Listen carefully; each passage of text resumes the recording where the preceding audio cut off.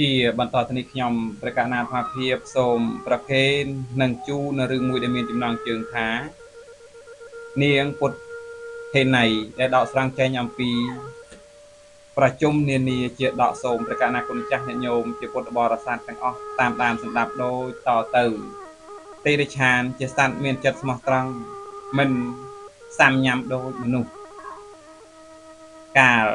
ព្រះសម្ពុទ្ធបរមគ្រូរបស់យើងបរិនិព្វានទៅហើយក្នុងកាលជាខាងក្រោយមកមានសេដ្ឋីម្នាក់មានទ្រព្យ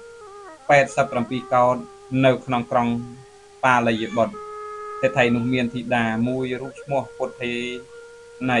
នាងមានអាយុ7ឆ្នាំមេត្តាបិតាស្លាប់ចោលអស់ទៅ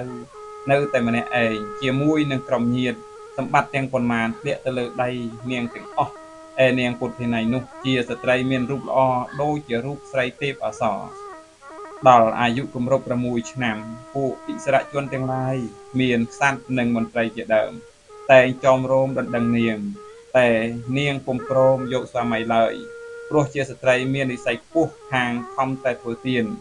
នាងខំតែធ្វើទានរក្សាសិលប្រព្រឹត្តសុចរិតតែម្យ៉ាង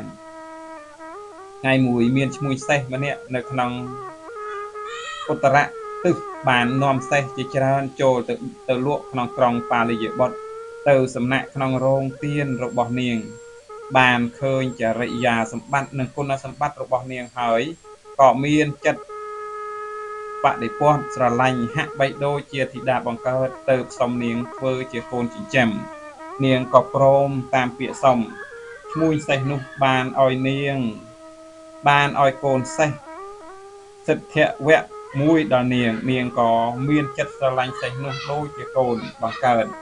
ខំថែរក្សាដោយចិត្តចង់ឯសេះក៏បានស្រឡាញ់នាងវិញដូចជាម្ដាយបង្កើតថ្ងៃក្រោយនាងបានដឹងថាសេះនោះមានមហិទ្ធិឫទ្ធិច្រើនអាចហោះហើរឯដល់អាកាសបានក៏គិតថាអញបានចិញ្ចឹមសេះនេះប្រពៃណាស់ព្រោះមានបំណងចង់ទៅថ្វាយបង្គំមហាពោធិព្រឹក្សជាមួយជាយូរហើយលុះគិតដូច្នោះហើយក៏ចាត់ចែងធ្វើគួងផ្កាមាសព្រមទាំងគ្រឿងក្រអូបផ្សេងមានក្លិនច័ន្ទជាដើមធ្វើហើយវិច្ចខ្ចប់ស្រស់ស្រួលកាន់ដើរទៅរោងសេះនិយាយប្រាប់សេះថាមនាលកូនសម្លាញ់អ្នកជូនម្ដាយទៅថ្វាយបង្គំមហាពោធិព្រឹក្សសេះឮដូច្នោះក៏ដើរចេញពីក្រោលមកឲ្យនាងឡើងជិះលើខ្នងហើយហោះសំដៅទៅពោធិមណ្ឌលទៅចុះក្បែរគល់មហាពោធិព្រឹក្សដោយសន្ទុះយ៉ាងរហ័សក្រៃលែងដូចជាបុរសមានកម្លាំងបត់ដំដីហើយលាតចេញពេលនោះមានព្រះសង្ឃមួយអង្គព្រះនាមកម្មរៈចេតៈព្រមទាំងព្រះសង្ឃដទៃទៀតជាបរិវារនៅថែរក្សាមហាពោធិព្រឹក្សនោះនាងពុទ្ធេណីយកគួងផ្កាមាសនិងគ្រឿងក្រអូបផ្សេងទៅបូជាមហាពោធិព្រឹក្សហើយបានប្រកាសប្រាប់ដល់ព្រះសង្ឃថាគ្រឿងសក្ការៈនេះសូមព្រះសង្ឃចាត់ចែងទុកដាក់ថែរក្សាចុះតាំងពីកាលនោះមកនាងតែងជិះសេះទៅបូជានិងបោសសម្អាតគល់មហាពោធិព្រឹក្សតែរាល់ពេលថ្ងៃមួយព្រះរាជាក្រុងបាលីបុត្របានជ្រាបថានាងពុទ្ធេណីជិះសេះទៅថ្វាយបង្គំព្រះពោធិព្រឹក្សតែរាល់ថ្ងៃដូច្នោះក៏ចាត់អាមាត្យឲ្យនាំគ្នាទៅចាំស្កាត់ចាប់នាងយកមកអភិសេកជាអគ្គមហេសីពេលនោះនាងពុទ្ធេណីបូជាមហាពោធិព្រឹក្សហើយរៀបចេញដំណើរត្រឡប់មកវិញព្រះធម្មរកេតាជាព្រះអរហន្តបានជ្រាបហេតុដែលអាមាត្យពួនចាំចាប់នោះទៅប្រាប់ដល់នាងពុទ្ធេណីថាមនាងនាងដល់ត្រឡប់ទៅវិញចូលប្រយ័ត្នខ្លួនកុំប្រមាទនាងពុទ្ធេណីបានទៅដល់ពាក់កណ្ដាលផ្លូវពួកអាមាត្យដែលពួនចាំចាប់នោះនាំគ្នាស្រែកសន្ធាប់ឡើងសេះក៏ភ្ញាក់ហោះឡើងទៅលើអាកាសធ្លាក់នាងពុទ្ធេណីពីខ្នងនាងភ័យខ្លាំងណាស់ខំស្រែកហៅសេះថាណែកូនសម្លាញ់ម្ដាយជួ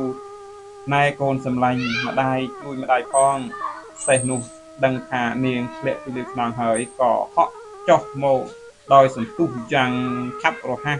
យកខ្នងទៅរោងទទួលនាងឲ្យជិះចូលដូចដើមវិញឥតឲ្យធ្លាក់ដល់ដីឡើយទៅខុសទៅគេហដ្ឋានរបស់ខ្លួនដោយសួស្ដីតាំងពីពេលនោះមកនាងពុទ្ធេណីបានចំណាយទ្រព្យចាត់ចែងទានដល់រាបដល់អស់87កោដលោកអស់អាយុក៏បានទៅកើតក្នុងឋានសួគ៌ សោយទឹកបសម្បត្តិបរិបូរណ៍ដោយសុខភាពបរិអស់កាលជាអង្វែងទៅហងខ្ញុំ